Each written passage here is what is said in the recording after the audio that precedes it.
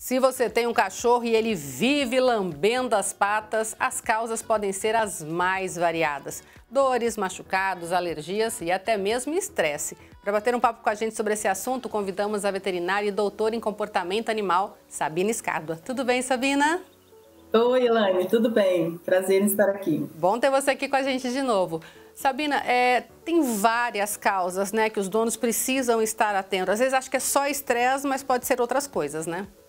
Sim, o principal é descartar as causas orgânicas, né? Porque se o animal tiver com qualquer desconforto físico, ele pode usar a lambedura das patas como um comportamento de escape desse mal-estar, dessa dor. Então, muito comum o animal ter dores articulares que ainda não chegam ao ponto de mancar, de ficar evidente para levar ao veterinário, mas já está doendo.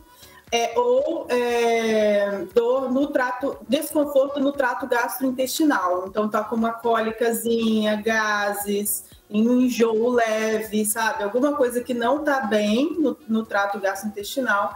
E aí pode causar esse desconforto, o animal começa a lamber, ou coisas até mais simples, como pisou numa pedra, mau jeito na brincadeira. E aí o tutor vai conseguir perceber se isso... O importante é perceber assim que começou, para tentar identificar essas outras causas orgânicas.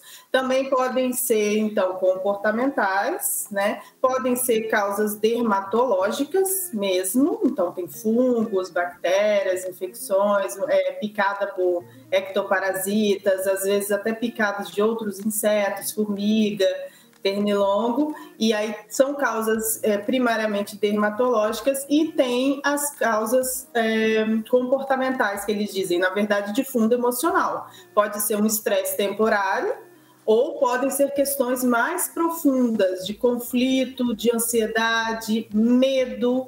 O animal está com medo, também pode começar a lamber, e muito comum, frustração e tédio.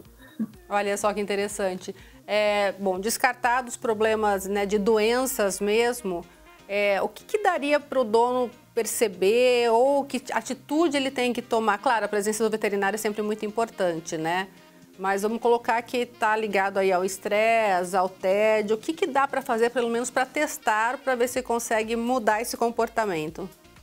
Sim, o importante é você perceber se teve os gatilhos ambientais mais comuns, se isso aconteceu. Daí já vai te dar uma pista para que você precisa tomar providências, o animal está inseguro. Então, os gatilhos ambientais mais comuns: mudança de residência, mudança na rotina do tutor. O tutor ficava em casa, agora sai, ou saía, agora fica em casa demais. Chegada de outras pessoas na casa, foi morar com o namorado, a namorada veio, a mãe veio passar uma temporada. Principalmente chegada dos bebês ou de outras crianças na casa por um período longo, chegada de outros animais, perceber se o relacionamento entre os animais está ok, porque às vezes começa a haver uma espécie de dominância por parte de um dos animais, e aquele animal que está coibido de fazer muitas coisas, mas é de uma forma mais sutil, e ele vai usar também a lambedura como escape. E também o estado emocional do tutor, se você está muito desalinhado, muito desequilibrado, muito preocupado, o animal entra em conflito porque ele não consegue lidar com aquele estado mental complexo, ou ele não consegue te ajudar e ver que você não está bem. Então isso é uma coisa que você pode ficar atenta para começar a tomar as providências de amenizar isso, né? De alguma forma, ou já entrar com um tratamento, com um profissional ajudando. A gente fala que o cachorro é muito ligado, né, ao dono, ao tutor, né? Ele sente muita coisa, né? Se a gente fica doente, parece que ele sabe que a gente está doente, né? Sabe sim. E muitos que têm esse vínculo profundo, ele se sente responsável. Então ele quer ajudar de alguma forma, não sabe como, e entra em conflito e frustração. E aí pode desencadear diferentes comportamentos de escapes, dentre eles a lambedura. Agora, o cuidado também é muito importante, porque dependendo do quanto o bichinho lambe, pode causar feridas, né? Então, de repente, uma coisa que não era tão séria acaba ficando bem mais séria, né?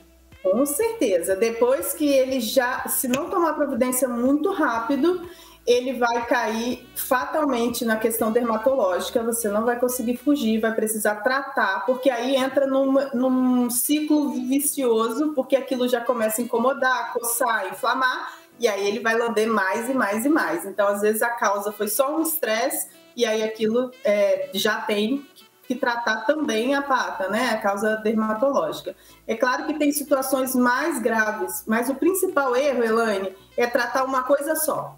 Tá? Uma coisa de cada vez.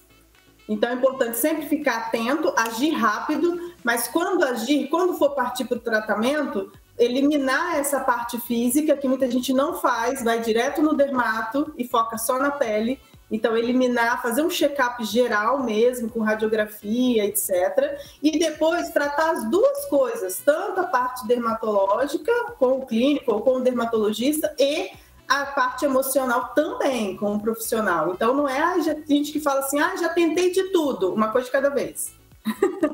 Então precisa atacar de forma efetiva, assertiva, porque é realmente um distúrbio bem sério, não deve ser ignorado. E o que não deve ser feito de forma alguma é ficar tapando o sol com a peneira.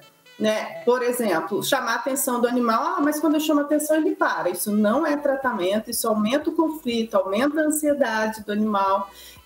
Então eu vou colocar um colar elisabetano, porque aí ele não tem acesso, ele não lambe. Nossa, você está aumentando muito o estresse, sabe? Vou embrulhar, né? Tem gente que embrulha, coloca meinha. Isso não é tratamento e, infelizmente, acaba aumentando aí o estresse do animal com todas essas intervenções. Eu ia justamente falar sobre isso, essa coisa de ficar brigando com o cachorro não é legal nem para o cachorro e nem para a gente, né?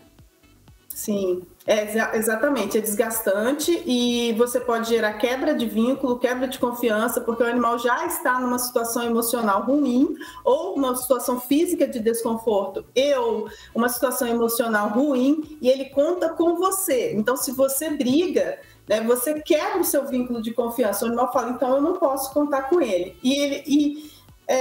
Assim, de uma forma bem grosseira, a gente pode dar o exemplo para a gente tentar se colocar no lugar do que é esse comportamento. Pessoas que, por exemplo, roem unha. Você já viu funcionar falar para a pessoa parar de roer? Nunca, né? Não funciona. E olha que o ser humano tem um mental muito forte, né? De falar, não, eu não vou roer. O animal não tem isso. Então, não adianta falar, não faz, não tem como, tá aumentando muito o conflito desse animal. Agora, outras questões que são pouco faladas também, Elaine, que eu não posso perder a oportunidade de falar, é a questão energética da casa, tá? Então, muitas vezes a casa passou por uma grande discussão, tá? Ou a pessoa tá com muita raiva, tá? Ou tem aquela raiva velada, tá acontecendo alguma pinimba ali entre os moradores, sabe? Então isso altera muito a energia da casa, ou casa que recebe muita gente, dá muita festa.